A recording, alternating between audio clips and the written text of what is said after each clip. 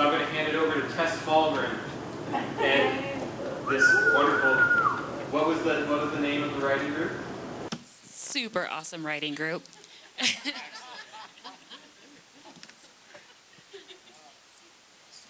SAWG. SAWG. Hi, everyone. Yeah, so I'm Tess Fahlgren, and this is, I don't know, we had this idea to bring all of us back together. We started this writing group in I think it was 2014, and we dubbed it Super Awesome Writing Group, SAWG for short, and it just meant a lot to me and I think all of us, and so having the opportunity to like kind of make everyone come together and talk about how much we love each other was exciting. So that's how this got started. And so I wanted to, as kind of just like, maybe I'll just like start off, I'll be the boss for a little while. Maybe someone else will be the boss in a few minutes. And so my first kind of guiding question for everybody, as we just discuss the importance of the creative community and what it means to us, what it has meant to us, and what it, the rises and falls of what that experience is like. My first question for everyone, if you could, introduce yourself and talk about the work you do, and then like, how did you come into this particular group of friends, and what has it done for you, like, in the creative community sphere, like your perspective, and I guess I can start. Should I start? Okay, I'll start. So, right, I'm Tess Fahlgren, and I grew up in northeastern Montana, and I came here for college in 2009, and started out with an art degree, pursuing that, had to take a year off, it was bumpy, and when I finally came into the creative writing department, I felt like I was kind of behind everybody else, and everyone knew each other already, and as I was like kind of scoping it out and being like, wow, like, these people are really interesting and this is really exciting, but how do I get involved? Somehow, for some reason, Lauren invited me to join her existing group, which is all these people and one other guy, and I just felt so like, honored and like, holy crap, I can't believe this is real, kind of, and it was really special, and it definitely taught me like what a creative community can do for you and make you feel at home and welcome, and like can make your like creative self feel like it belongs somewhere, and like not just who you are on a day-to-day basis, but like your creative self specifically, and that can be really powerful and helpful when things are hard. Yeah, you want to go next? Thanks. Yeah, my name's Micah Fields, and I came to SAWG, I think I was the last member, and around 2014, 13. And I grew up in Texas originally. I was also a, non-traditional college student, which is sort of a funny phrase. I think like nothing's traditional about a creative writing student, but I came to college, at 22, and sort of felt similarly like outside of that mainstream community of the classroom, and was in the military for a little while, and came back to school, and was just super afraid of being in college and professors, and how to conduct myself, and so this group was super helpful, just as friends, but also as people who sort of held me accountable as a writer. And I think, we have this trope of like the writer or the artist having this sort of very, solitary creative experience until their work comes into the world.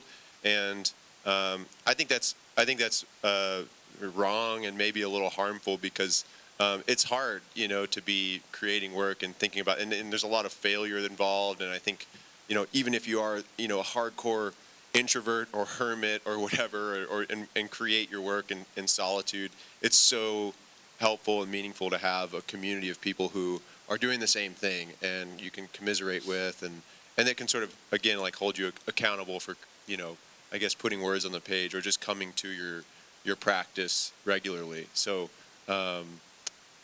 this group's been super influential for me for the past 10 years, and now I live in Helena, and still write and do some other things. But what?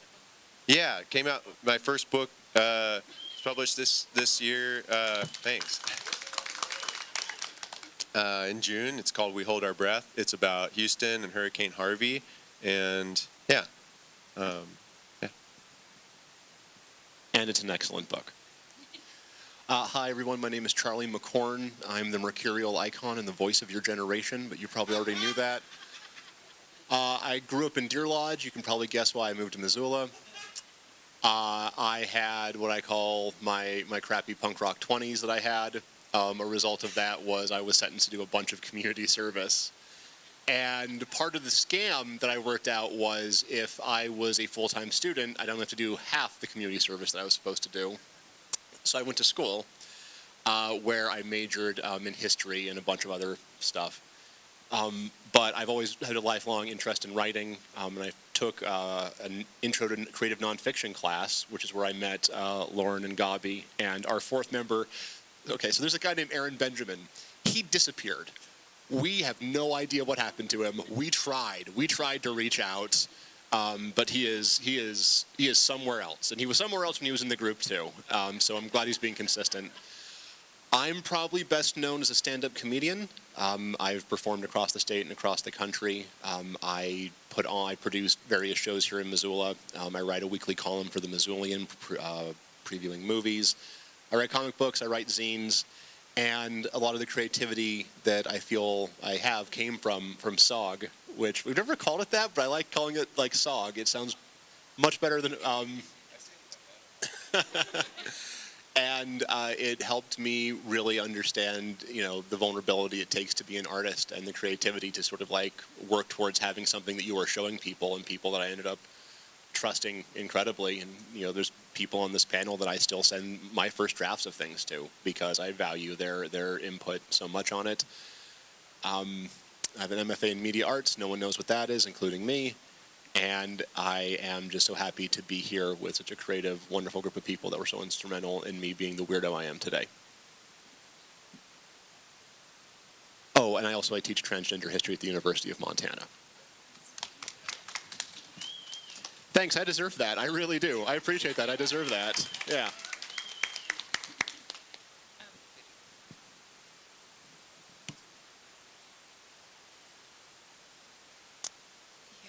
Am I the best person to say that?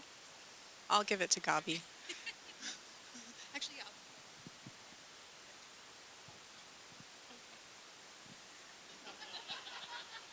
Hi, I'm Gaaby Rappaport. I am the actual non-traditional student in this group. I was 36 years old when I started college. I had 2 young kids, and I had been really focused on that for a long time, and had been away from that creative piece of me for quite a while. And these guys were instrumental in creating a safe environment for that to come back out. Today I'm an editor and a screenwriter, and I think we've all gone through a lot of ups and downs in the past 10 years and come into ourselves in a different way. And the consistent thing has been this community, even through Zoom during the pandemic. I did write something in solitude, and the first people that I wanted to share that with was these guys. And so the way that we did things was, I think we met once a month formally. Is that right? Yeah, I think so.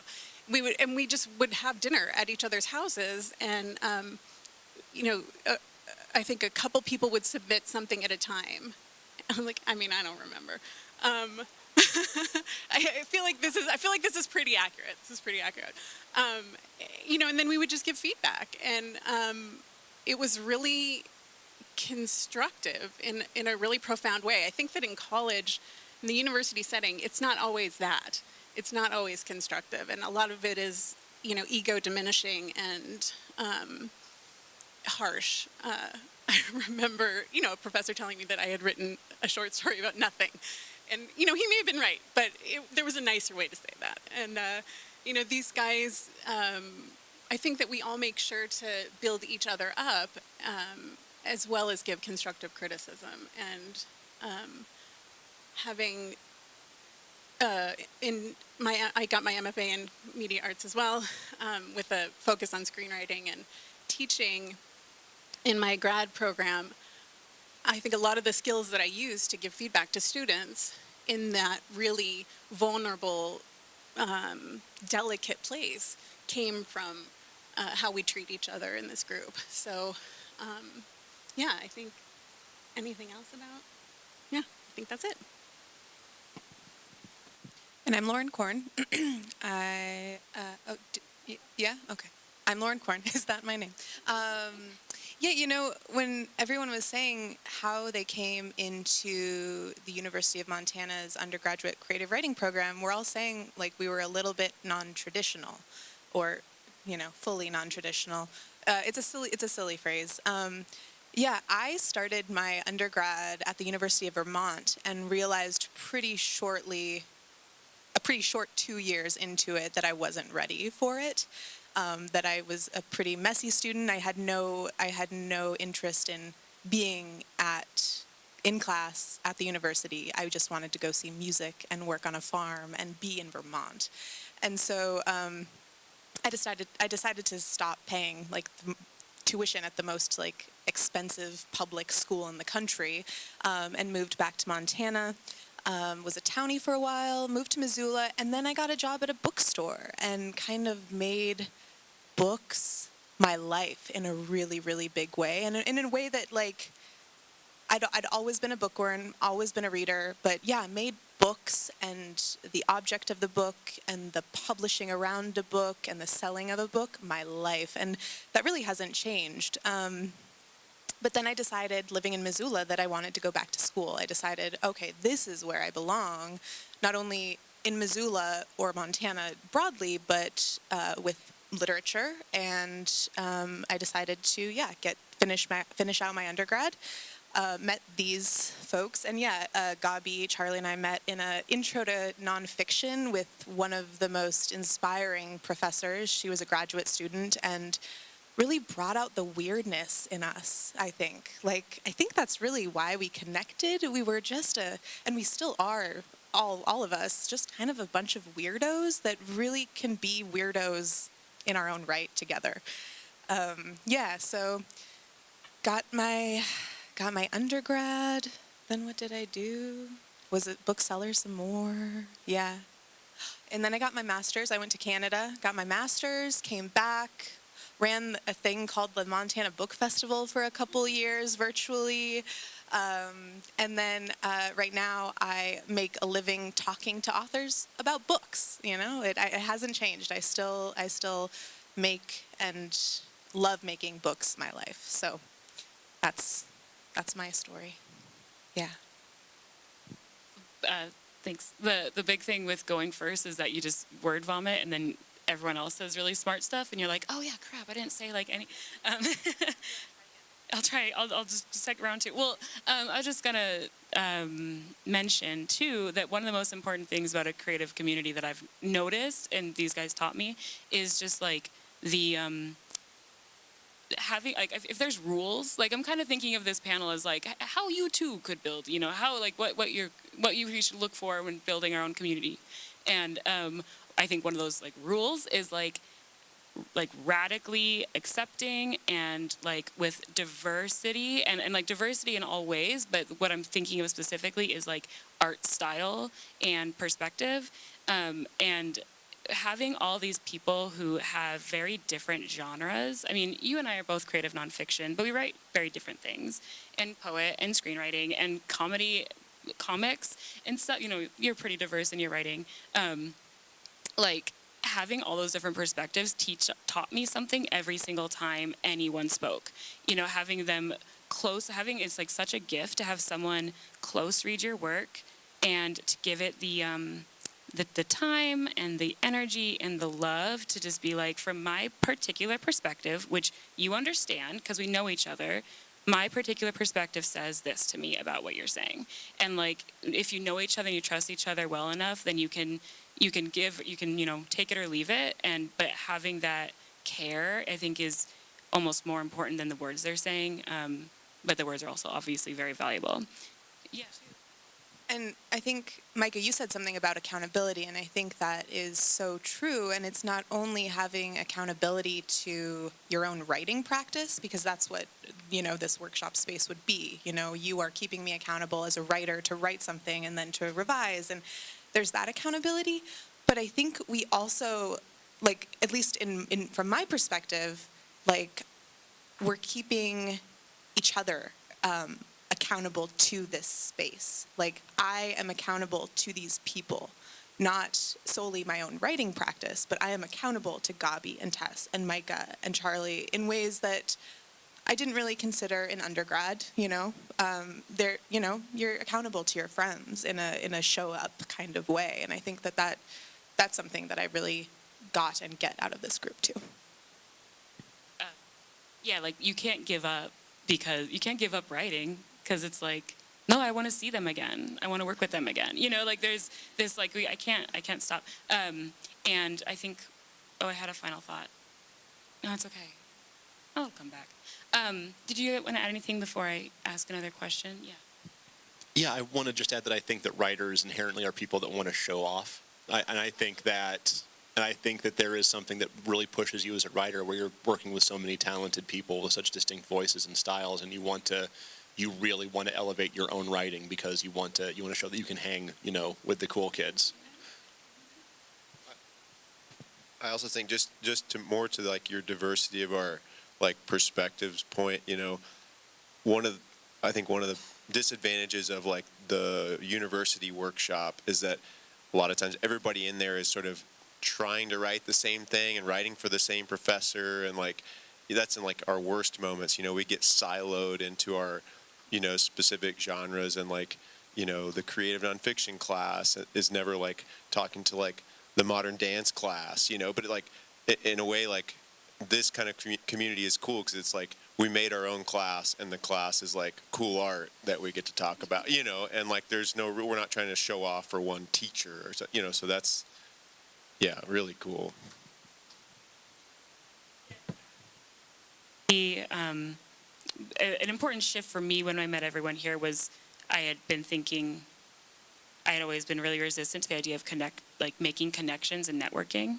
And I think meeting all y'all, I realized it's about friendship and meeting people that you like, and I don't know, that really helped me kind of understand when I enter new spaces too, introducing yourself isn't shallow. It's, I want to get to know you, So I was thinking too, I'd love to hear from everybody, specifically when in your life or in your, writing or in your creative journey has your community, this one or another one, been especially important and especially helped you in a very specific way. Yeah. So, I was right at the end of my grad program when everything shut down, and I was also in the middle of a divorce, and after 22 years, and I had not written anything in probably a year and a half. I hadn't read anything either. It was really painful for me to be in a space where I was not able to do either one of those things, and my therapist actually at the time said, do you have somebody that you can reach out to that you can talk to about this specific thing? And I was like, oh my God, I do. I actually do have people that I can reach out to. And, they showed up for me in the middle of a pandemic in a time when, very ugly things were going on in my world, and encouraged me to touch in on this again and come back to it as the person I am today. I think that that's another thing that's striking me right now is we've all come into ourselves in a really significant way over the past 10 years. And I think that there's an element of luck involved here. I hooked up with some great people just randomly. And I think that that's really an important part of a writing group, if you can get it, they're not just, it's not just this one area of my life that I trust them with. It's really, truly all the areas of my life. So, yeah.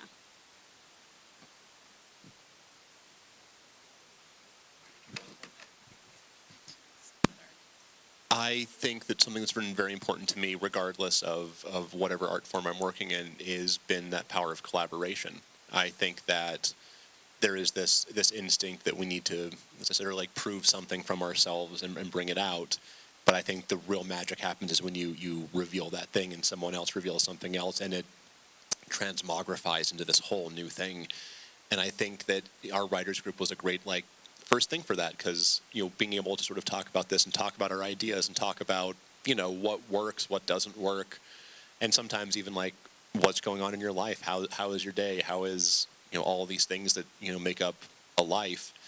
And I've certainly found in the years since then that the greatest successes and the things I'm most proudest of artistically have all come from collaboration. It's all been from working with talented artists in the comic book world, or Missoula. When I moved here from Deer Lodge, I may well have moved here from Paris, and I found, or moved here, and it was Paris to me. It had more than one stoplight, and we have an incredible artistic community here. We have fantastic writers, and we have fantastic comedians and drag performers, and we have musicians, and we have all these incredible people who all came here because they don't fit in anywhere else, and they have built this incredible artistic scene. I can speak primarily as a comedian. That was the same time that I started doing stand-up comedy and meeting all of these other people who are all trying to express something and to create and be crafty. I felt I had a leg up because I wasn't jumping into it cold, because I knew the experience of being around people and sitting around a table at a bar and just talking about the craft of what we're doing. And I think it's the conversation about the craft that makes it so much stronger and so much better. Hello. Yeah. I think one thing, if like Tess said, we're kind of coming at this in a how you too can create community, or if you want a community like this, to not only think about the writing practice, and I keep saying this, it's not only about the writing practice, but for me, I feel like I've moved in and out and stayed and left a bunch of different literary communities. So it's not solely about me getting words on a page. It might be deciding to read for a literature magazine. It might be designing their chapbooks for their contests. It might be, a number of different ways that you can be involved in this. I'm going to call it an industry, but cringe really bad. That's a cringy word. But there are so many different ways that your life can revolve around books and literature. And there are communities in all of those different places. And so if maybe you don't want to have a workshop type group like ours, there are so many other ways to, volunteer for a book festival. There are just so many different ways that you can seek out community, and those communities will be so lucky and glad to have you.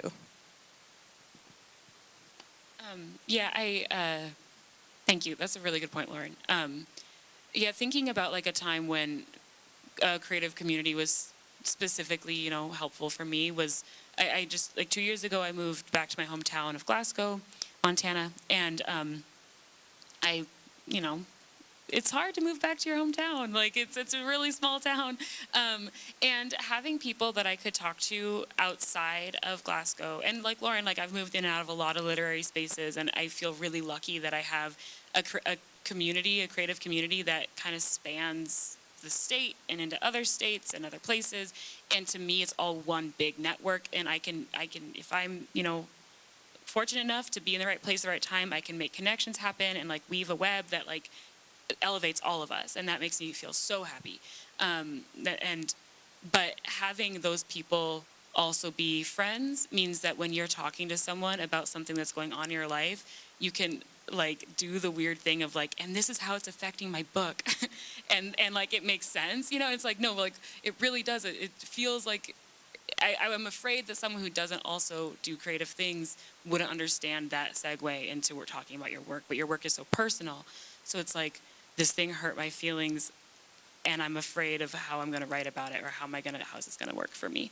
Having someone who is not going to look at you like you're crazy and can actually have that conversation with you is so validating. And that has been really helpful for me. I also was really fortunate to work for the book festival as well, and it was an opportunity to do work for my community, and that was so exciting. And then I worked for the Art Mobile of Montana, same thing, and you just start seeing it all as this huge spider web of people who are all on this wavelength, and especially in Montana, the wavelength is it's a frequency that not everyone can hear, and it is so special if you can tap into it and you can just know people, and I think that it's really nice to be able to be open to it, and maybe at a certain point we can talk about how ego can kind of play into the challenges of community, and but if you can get over that and you can just see people with an open heart, what you can do for each other through this is miraculous.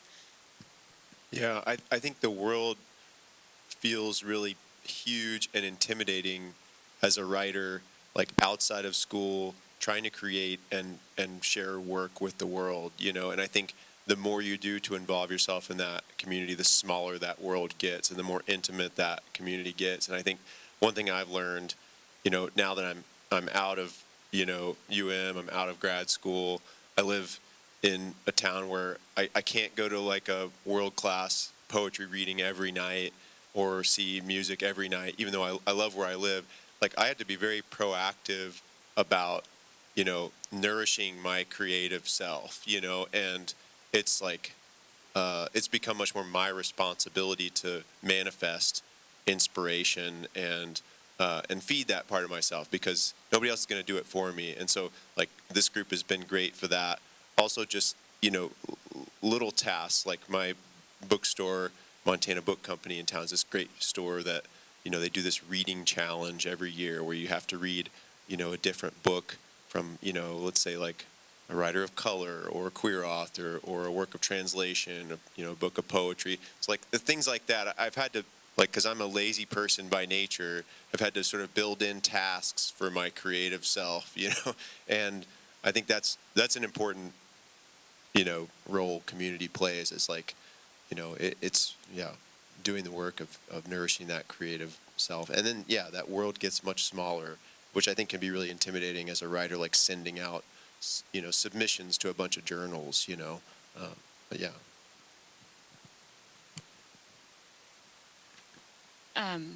I also am thinking about the interdisciplinary nature of it, and how, we were talking about diverse perspectives in this group, but also, in Glasgow, we have, there's not that many people at all. There's not that many people making art actively, and I think I'm friends with pretty much all of them, which is great. And but there's also people who are creative, one of our best friends has a restaurant, and he's also a painter, but his the way that he approaches the world is so valuable, and it's important, I think, to remember that the perspectives aren't just from writers that you're interested in, and also within that, a genre writer, a science fiction short story writer and a long form essayist have so much more in common than they don't, and I think that recognizing that and boosting each other helps build yourself up too, if that makes sense. Do we want to talk a little bit about well, first of all, what is the end time for this? Is it 1:30? 1:15.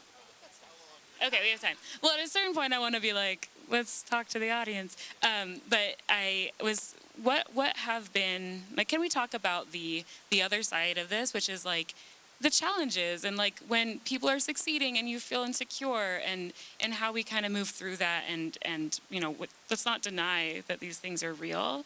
Does anyone want to jump in?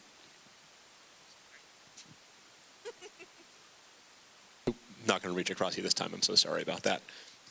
I think one thing with any artistic form that you're working in, or any kind of creative process when you're around other creative people, is that sometimes there are only so many opportunities to go around.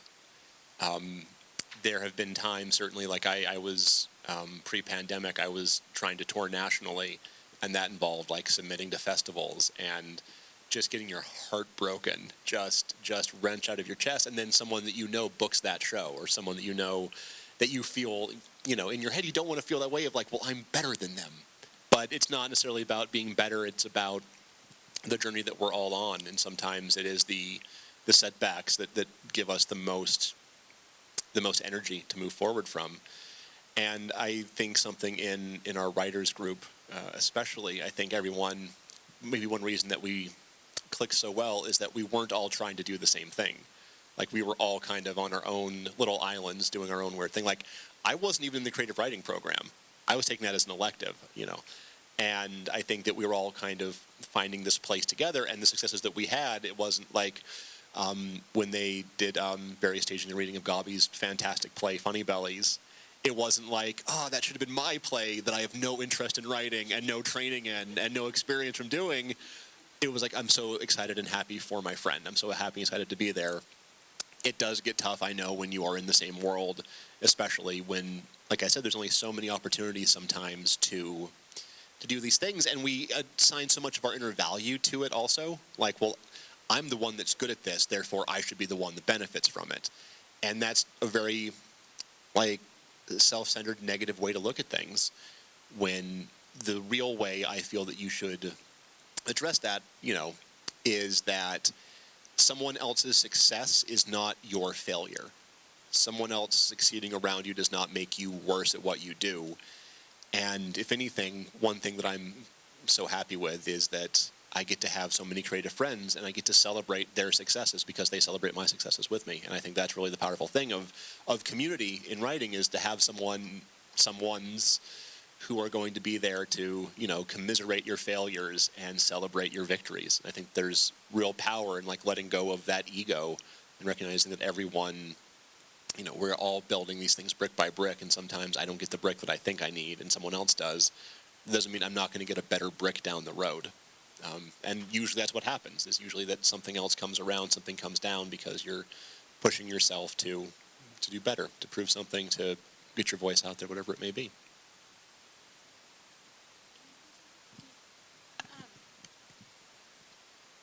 Great. This is again with the industry. This is just like a horrible industry to be a part of. It's just a bunch of heartbreak. That's all it is, basically.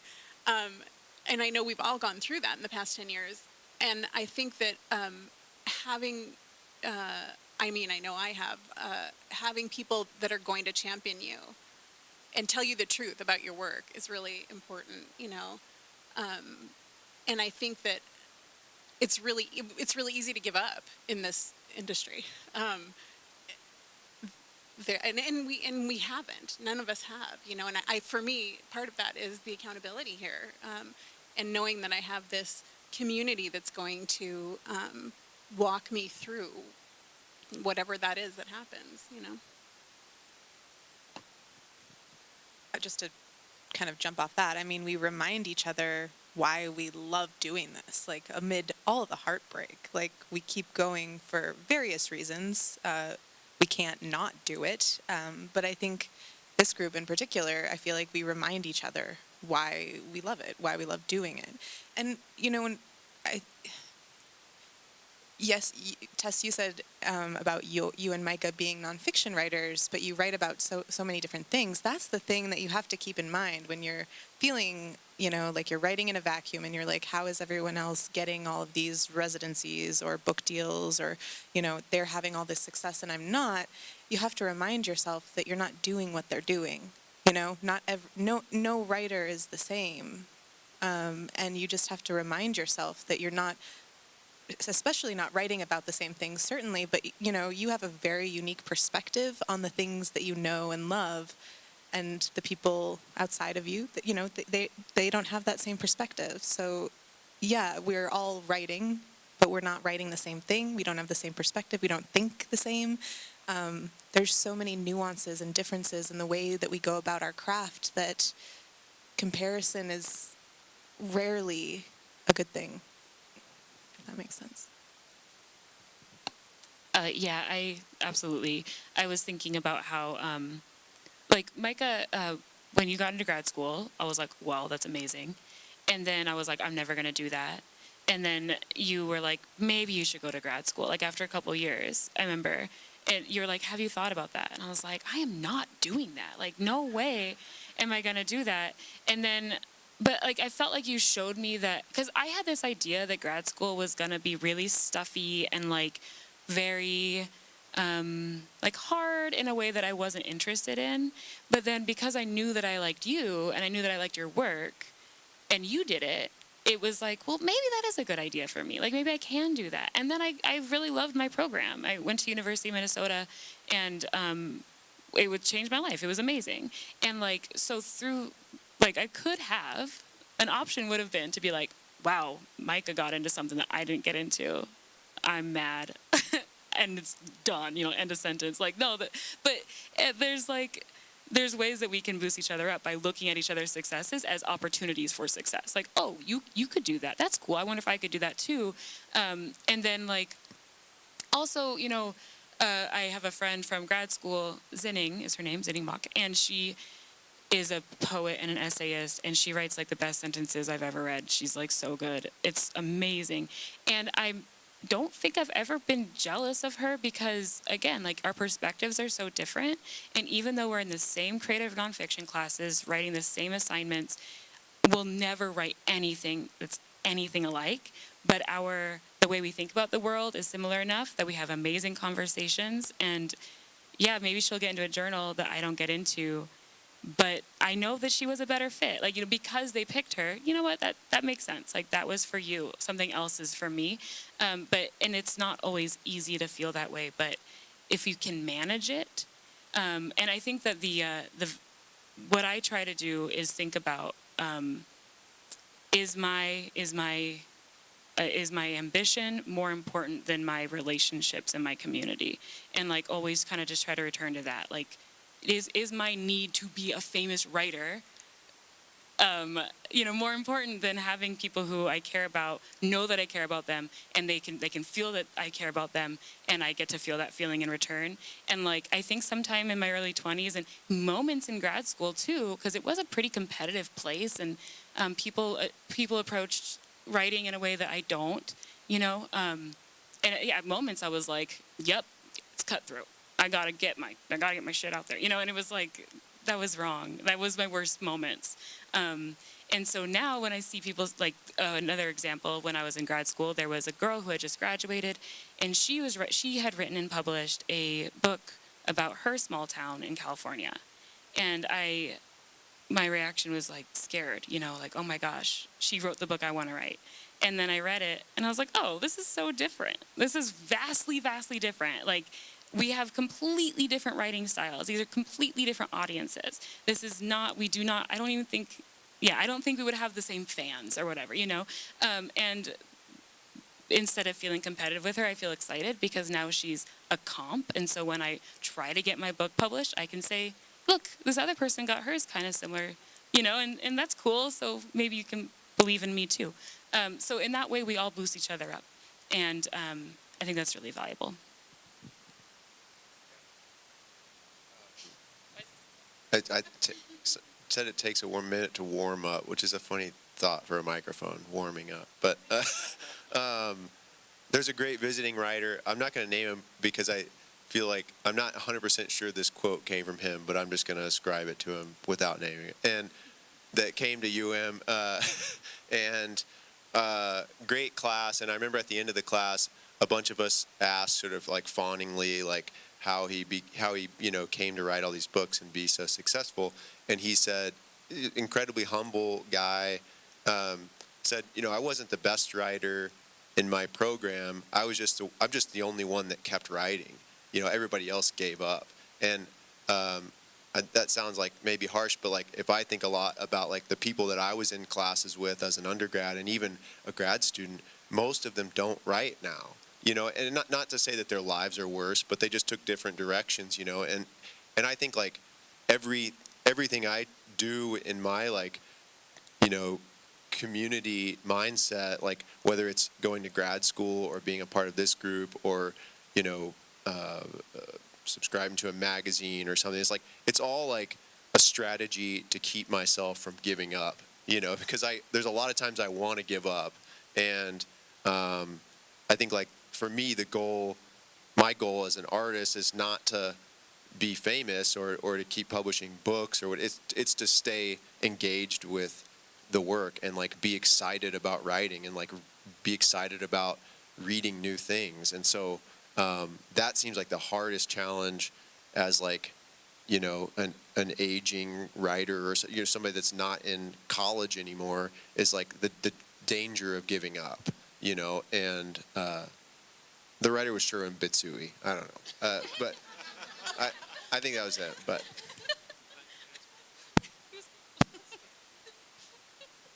thing that I want to add to that that I've been thinking about during this conversation is I think a few months ago, Gaaby and I, we had dinner and we had this conversation that I've been thinking about that I think applies to this, which is like being a writer sucks. Like it is a hard thing to like go and face the blank page and just like try to throw your soul against it and hope it doesn't suck and have that level of vulnerability to it. But when you're young, you're like, well, I want to be a writer when I grow up, because you see like the successful writers, you see the popular writers, you don't see all of the struggle, all of the hardship, all the things that led to that. And then you get to that point where you've gone through your struggles, you've gone through all of the hard work that made you the person that you are, and it sucks. And it is like that level of hardness, because you think, well, once I've published this, I'm going to be on easy street, I'm going to be okay. And it's not, because it is a very emotionally draining thing to do. And I think having people in your life who can commiserate with that and can understand that is necessary sometimes to keep you sane, to keep me sane sometimes. And I think that's one benefit of a good community of creative people is they keep you sane, because there is like that similar struggle to achieve this thing that people look at you now and you're like, well, I can do that. That seems like totally good. That seems like something I want to grow up to be. And it's not. It's miserable. Like you mentioned, like the people that had like quit the program, like you don't know if their lives are any worse. Like they're probably better. Honest, they're probably better. They're probably more well-functioning members of society because they don't do that. They have just everything working out for them. They should have a panel. We should have a panel next year of people who gave up. Maybe I'll be on that panel next year. But I think the important thing is like it is a marathon. It is a creative marathon, and you know some miles are better than others. But ideally, you got someone at your side who you can kind of commiserate with. Yeah. Oh, sorry. This is maybe not even whatever. I feel like as everyone's talking, I'm just thinking of this like moment right after I moved to Glasgow, and I think the thing that stopped me from quitting my book, which I actually did quit, I quit my book, and I wrote an essay about why I quit my book, and then I just didn't stop writing on accident. It like just kept coming, you know, I was just, and I like have this friend named Greg who was supposed to be here this weekend. I just want to call him out, and he's not here. He's having a baby, whatever. So he just kept calling me and FaceTiming me and being like, your writing is really good. You're still writing. You're still writing. You know you're still writing, right? This is a book. You're writing. You're still writing your book. Like he just kept saying it, and I was like, whatever, dude. That's silly. And then after a few months, I was like, I guess you might be right. But like, it was just so special and so important to just keep getting these phone calls from him, these FaceTimes. And I was like, you want to show me your face? Like, I don't know. It just, I feel like I have a hard time trusting people are going to keep showing up, you know? And that particular time and that particular person was what I needed. And the more we allow people into our lives, the more likely those things are going to happen for us. I just wanted to say, and I don't know exactly where this is going, but it's not always great. I mean, I've sent these people horrible, Lauren especially, I've sent her horrible writing, awful writing. Like I feel guilty about putting her through that. And she suffered it like a champ. But no, it was horrible. It really was. I can admit that to myself. So I guess, you know, I couldn't do that unless we had built this up over all this time, this trust and intimacy and, you know, value in these relationships. I wouldn't have been able to do that and hear her say, I don't know about this. So I really, that's something to value. I mean, I was not at my best at that time, and those things are going to happen too. So.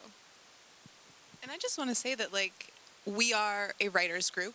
We are all writers, and that is how we came together, but that's not why we stay together, I don't think. We've had meetings, it's been a while, we've been at this for a decade, but we've had meetings where we meet with the intention of talking about writing and each other's work, and it doesn't happen. Like, we just are together in the space and being humans together and friends.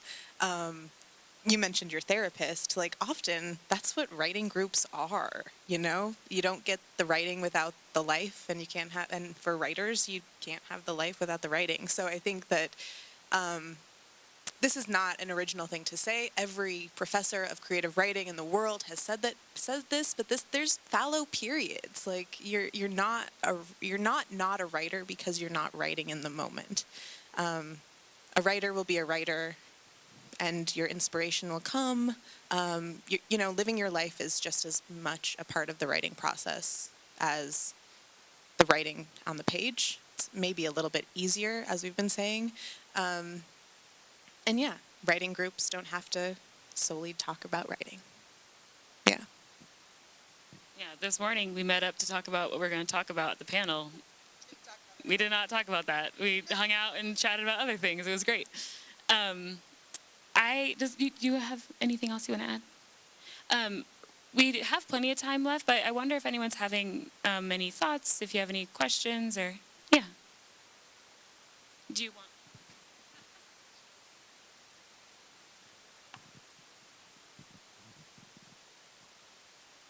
Thanks. My voice is kind of gravelly today. I did a lot of talking yesterday. Just going to say, I'm here from Wisconsin. I probably wouldn't be at this festival if it weren't for my writing communities. I'm a member of two groups. One of them we actually just call group. And it's exactly what it is. We just happen to also write things, but we talk about and process other things. I had a couple other notes I was going to comment on. Sorry. Oh, I was going to say the writing groups I know of seem to have gotten stronger as a result of the pandemic. It seems a little counterintuitive, but I had a group that was about to fall apart, and then the pandemic came and said, well, we can all do this by Zoom. So nobody had to drive anywhere during the wintertime. They didn't, have to do that. And then another group formed up that is a result of workshops I participated in because of the pandemic. I couldn't travel to Brooklyn for 4 days. I have 3 little kids and all that, and I just couldn't be away, right? But Zoom worked great, and if it weren't for the pandemic, that community would not have happened. And then about people dropping out, one woman did drop out of our group, and just like you, I don't know what your name is in the middle, the best thing she ever wrote was her resignation letter.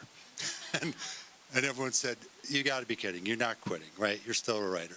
You're just not happening to be really productive. And then one other note. This panel's great. Thanks. Sometimes it does help, though, with groups. I think you may not become best friends with the members of your group, but it's important to be friendly.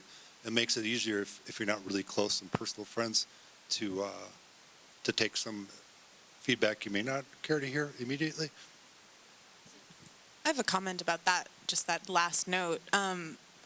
Yeah, gather with the people that make you feel like a good person. Gather with the people who make you feel good. Yes, critique is good, and but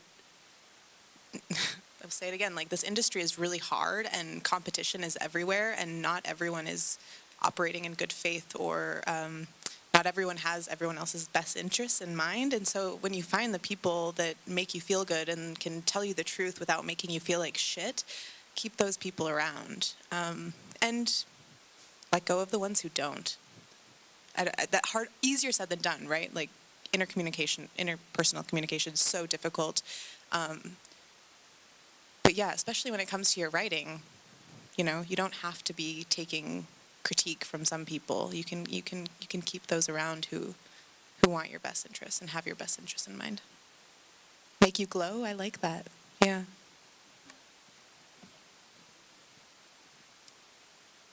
I want to talk briefly. This just jumped into my mind about how we did meet a couple of times digitally over the pandemic, and this is I don't know how funny this story is to anyone else, but we had this big meeting set up for January 6th, 2021.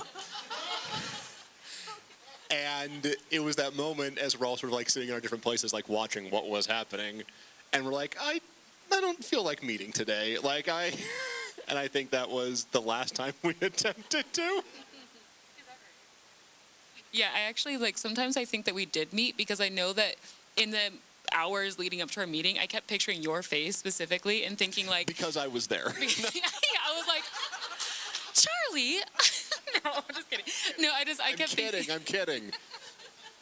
I kept thinking of your face because I was like, okay, I was imagining the conversation that we were gonna have about it, and I was like, that will be nice.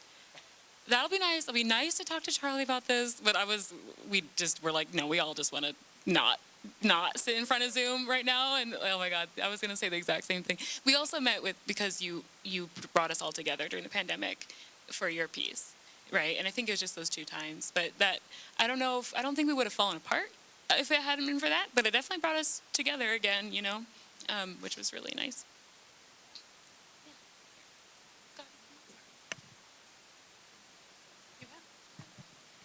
My question is more about process. As I've been in a number of peer critique groups over the years, and some of the differences have been, some of them we just bring our work and we discuss it right then. Some of them we have given it in advance. Maybe, and usually these are monthly groups. These, in my case, it's poetry, so I think it's different that you're in all different genres, which I think adds another dimension.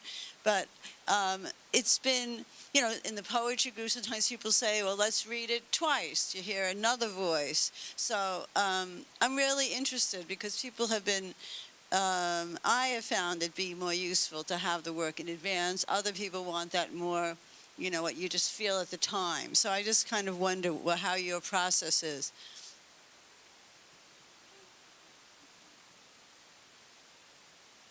So our process, so as I mentioned earlier, Gaaby, Lauren, and I met in an undergraduate class, and we sort of based our initial workshopping on the way that we did in that class, where it was everyone would submit something, I think, a week ahead of our meeting, and then we'd all print them out, we'd read them, we'd mark them up, and then we come together over dinner, and we would just, whoever was hosting would cook each night, which I thought was really fun, and we got to, get to that point where we're able to do the different writing. And it was difficult, I think at first, because outside of that nonfiction class that we took, I'm bringing in comic book scripts, and Gaaby had a stage play, and various essays and short stories, and I think there was even some poetry in there at some point. We were all bringing in these different things, and at that point, I had no experience workshopping any of that. I had no experience, how do you talk to someone about their stage play? How do you talk to someone about their poem? And it was kind of a messy process that kind of coalesced, I think, eventually into something that totally worked for us, where we knew, the abilities that we had and what we were bringing to the table. And I think that, we captured lightning in a bottle, I think, is that, and we all learned, I think, so much from that. I don't know if that answers your question, but that's the process as I recall it. So we had talked, all right, now it's time to talk about Tess's essay here. And I can still, Gaaby did a very great impression of Lauren a little bit earlier, because it is those things from our own workshopping skills that kind of come into it. And there are probably things that were said to me in those that I say to my students now, the way that certain things would be phrased. I continue to say those things to today. Does anyone else want to add on to that? I feel like I gave a rough overview. Yeah, there's all these different philosophies now on the workshop, rethinking the workshop, reframing it, all these different strategies. And I'm kind of a traditionalist. I welcome all different types, but when I hold a workshop and when I teach, and I really kind of make my students give it to me a week ahead. Everyone's going to print it out. We're going to mark it up with mark it up and write a letter. And I don't know. I know that can be kind of limiting and not perfect, but I really like that, and I think that when you trust everyone around you, it can be really just great. One workshop method that is not traditional and that I really love is that instead of coming to the page with critique or even often praise, you come to the page with questions. And I think all of us being certainly writing about different things, but many of us in and within different genres, our workshop was more, I feel, and you guys can disagree with me on this, it was one of curiosity, right? Like, I had no idea how to workshop a screenplay, so many of my comments and my critique or whatever, it was always prefaced with questions. It was and coming to it with curiosity instead of knowledge, instead of like, this is what I know this to be. Gaaby, tell me how you know this to be and why you decided to do this way, or I think and I think that, I mean, we didn't mean it to be that way, but I feel like that's how our workshops worked. It was so much more of a discussion than it was with the traditional workshop style, which is the writer stays quiet while everyone else talks. Yeah, we never put that limitation on it, and I just think that, yeah, we always came to the page with curiosity rather than criticism. Yeah, I will say that my biggest complaint about that traditional structure is the letter itself. There's a formula that people use that just allows you to be a lazy reader, and I think that's the weak link with that. And anyway, I do it different. Anyone else? Yeah, I think that she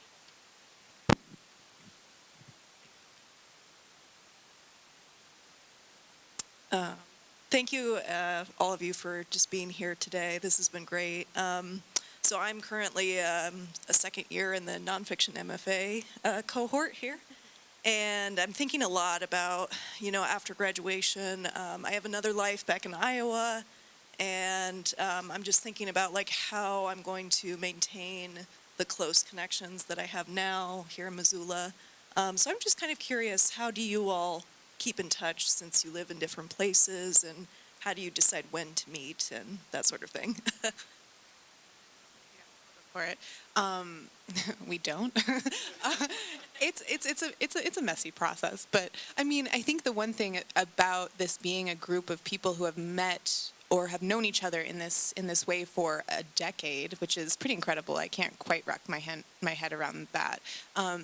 Is that we know each other, and so we're reaching out, maybe not to gather as a group, but we're reaching out for, to check in. When Micah was about to publish or had a book that was sold, like, I remember talking about the editing process for you, and then, I interviewed Micah when his book came out, and, Gaaby will have written something and been like, I don't know if this is what it needs to be, like, we reach out to each other individually, and then, I don't know, how would you say we, yeah, that's Okay. Yeah. I mean, I think that one thing that is important is to not cave to the feeling of like, oh, I bet they don't want to talk to me anymore. Like, I bet they don't, because I get that. But with these guys, I feel like I was able to be like, no, I know that they care about me. I know they want to hear from me. And then from there, it's kind of just what you do with anyone else, where we hype I feel like I'm always looking at their stuff online of like what they're doing, liking stuff, and then like telling my friends like, oh my God, my friend Charley's doing a comedy show, and even though we're not meeting up as regularly as we once did, I still just feel anytime I have the opportunity to either hype them up, connect them with a friend, or see them, I take that opportunity to go out of my way. And that is, I mean, it really has only been a handful of times the last few years. But like, y'all were at my wedding thing, and wedding thing. It really was like a wedding thing, but and then like I just was thinking about, there was a not with y'all, but with like the writing. I went to a writing workshop, a writing retreat, and it was going to take so much driving, but I knew Deborah Erling was going to be there, and I was like, I am doing this, and I spent the money and I got there, and it was just like a night, but I think that you have to put in that extra effort to make sure those friendships don't fade away. We call it, Matt and I, my husband, talk about watering our friendship garden. We do it, with purpose, and it works. I like that, watering the friendship garden. I think also like to speak more to your point about like staying connected with like fellow grad students outside of the program, which I also have. Like as cheesy as I think like AWP is, that's been really helpful for me to like more than a few times go to some town in the U.S. and make a concerted effort to all get us Airbnb together, and hang out at the conference. I think I've been to like AWP, like what Associated Writing Programs, Big Writers Conference, if you're not familiar. I've been to like 4 of them. I think I've been to like 2 panels. So not to discourage you from going to panels like this one, because I've been to some really good ones, but it's more about the community for me, and it's a good excuse to sort of connect with people that way. And I think like the Montana connection has helped this group a lot, but we don't live in the same place, so like that. Yeah, exactly. Yeah. Yeah. Yeah. This isn't just for you guys. This is. Yeah, sorry, sucker. I called it. I just want to add in and say that something, too, that can be useful in those circumstances is that level of collaboration. Like Tess had a fantastic zine called Brine, which confused everyone. Breen the Zine, I think it was called, pretty frequently. And I submitted to that, and I had stuff in that. We went and we had those great launch parties in that random person's house that were a lot of fun. Oh, the random people are here! Yay! And I think sometimes too, like when you make connections with people, distance puts you apart. Sometimes life takes you to where you don't expect to be. You get away from the people that are so important to you. But sometimes things like this happen. This incredible thing happens where we all get to be together for the first time in like 8 years to talk about it. Or just a quick story I'll tell. I was doing a show in Portland, Oregon, and I was sitting inside the cafe where it was happening, and this Uber pulls up, and I look out, and this girl gets out, and I'm like, Jesus Christ, that girl looks just like Lauren. And I'm like, oh, that is Lauren. And we were just randomly in the same city far away from Missoula at the exact same time, and you were getting out of an Uber next to a place that I was performing. And I ran outside, and we hugged, and we talked real quick, and it is like that magical thing that sometimes it works. It's magic. That's the answer. It's magic. I'm just going to say really quickly before I give you the mic. Books are what connect. I am just saying books a lot, but I just find myself recommending books to the people in my life, and that's one way to stay connected. Like, oh, this reminded me of you, just reaching out in that way. It's silly. I think effort is the underlying thing here. But also these days, Zoom is like a great tool to set that up on a regular basis and have everybody be accessible to each other. But you do have to make the effort. So. Should we get back into get back into it, you guys? Yeah, we should. Yeah. Yeah. Anyone else? Actually, we're tired.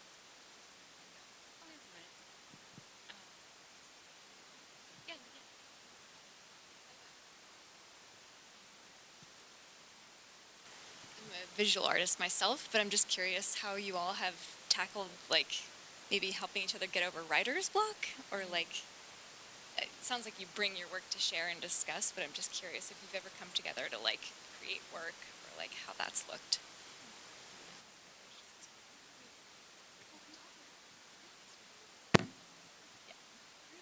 Working on our thesis at the same time, right? Isn't that true? And Tess sent her thesis. That was a hard time for everybody. So apparently, I don't even really remember this, but we all sent our theses out. Yeah. I hated my thesis. It was during the pandemic, right? Yeah.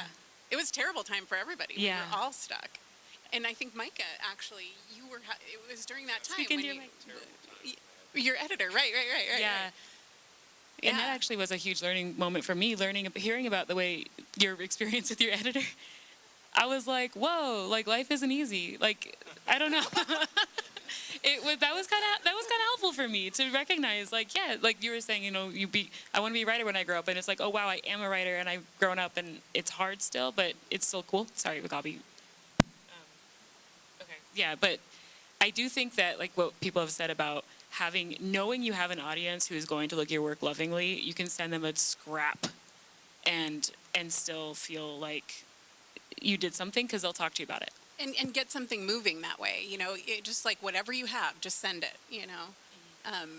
And being able to talk about it in community with people who are creatively inspired at that time, because we're, you know, it's unusual that we're all stuck at the same time. I think really helps. And I'm sure there are writers groups or writing groups in which prompts are a thing, and it's actually a generative space instead of a what space? A reflective space. I like that. Yeah.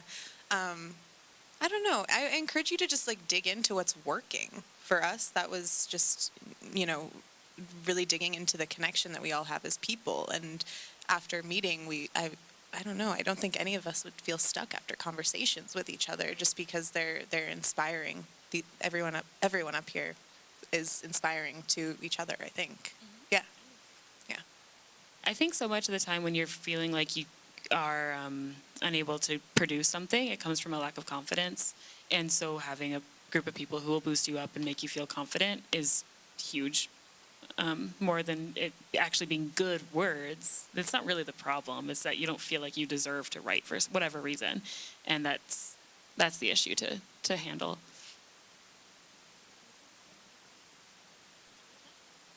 Ooh, we're done. Okay, thank you guys so much. Thank you. Thank you.